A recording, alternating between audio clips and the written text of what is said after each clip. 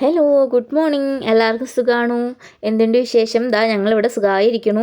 അപ്പോൾ ഞാൻ രാവിലെ എണീറ്റ് വന്നതും കതക് തുറന്നതും ആദ്യം കാണുന്നത് മയിലിനെയാണ്.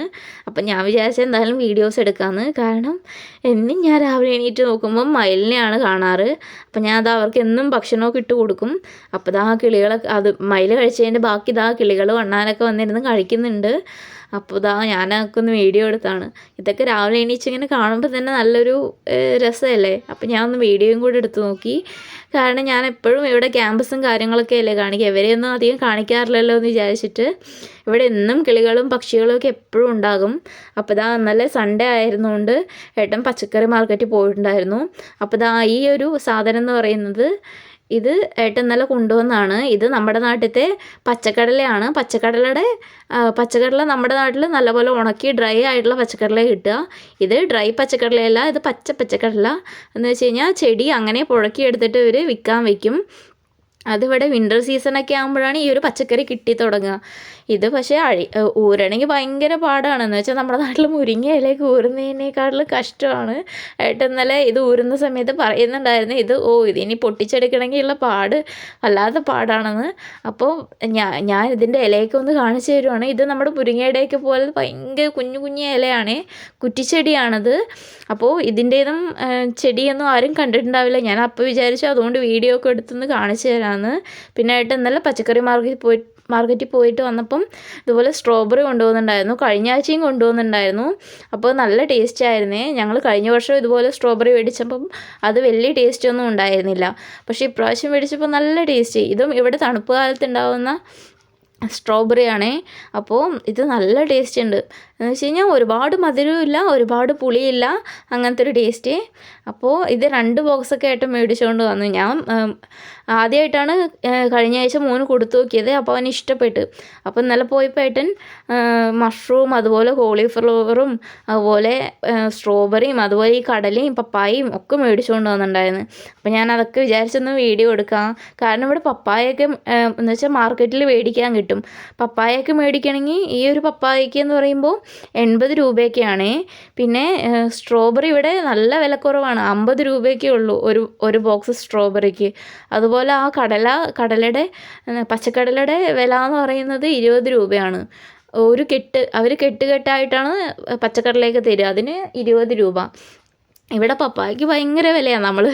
നമ്മുടെ നാട്ടിൽ മാങ്ങയൊക്കെ കൃഷി ചെയ്യുന്നതിന് പകരം കുറേ പപ്പായയും അതുപോലെ തേങ്ങയൊക്കെ കൃഷി ചെയ്ത് കഴിഞ്ഞാൽ ഇവിടെ നല്ല പൈസ കിട്ടും എന്നുള്ളത് ഉറപ്പാണ്. അപ്പോൾ അതൊക്കെ ഞാനൊന്ന് വാഷ് ചെയ്ത് വെക്കുന്നുണ്ട്. പിന്നെ ഞാൻ കടല ഏട്ടനെ കൊണ്ട് തൊലിച്ച് സഹായിക്കുമോ ചോദിച്ചപ്പോൾ ഏട്ടനും കുറേ ഹെൽപ്പ് ചെയ്തു. പിന്നെ ഞാനും കുറേ തൊലിച്ചു. ഇത് തൊലിച്ച് ഒന്ന് കടലമണി പുറത്തെടുക്കാൻ ഭയങ്കര പാടാണ്. അപ്പോൾ അന്ന് ഈ കടല തന്നെ ഞാൻ ആദ്യം ഉണ്ടാക്കാമെന്ന് വിചാരിച്ചു.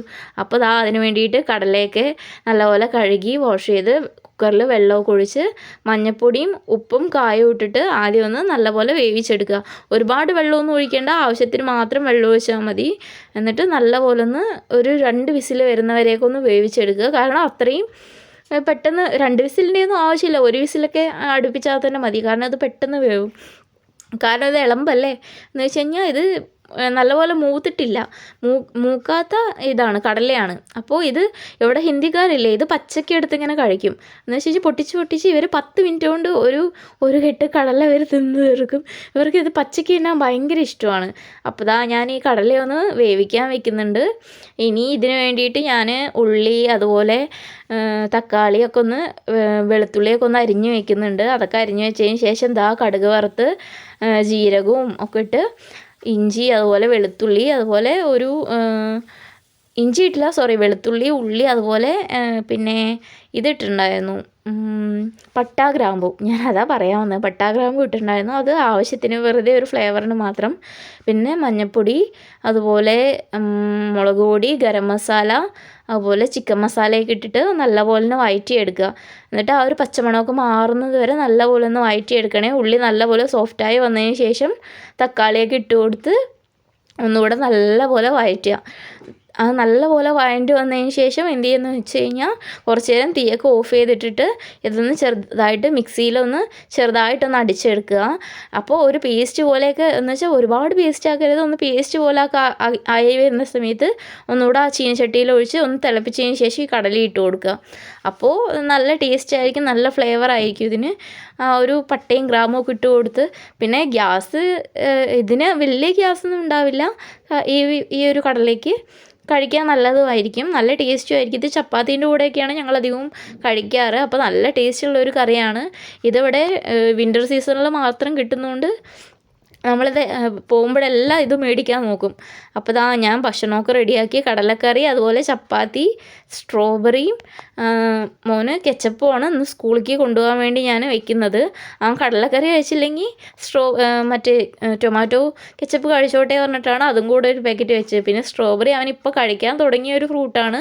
അവൻ ഇത്രയും കാലമൊന്നും ഫ്രൂട്ട്സ് ഒന്നും കഴിക്കുമായിരുന്നില്ല. പിന്നെ അവനെ ഞാൻ സ്കൂളിൽ കൊണ്ടുപോയാക്കാൻ വേണ്ടി പോയി.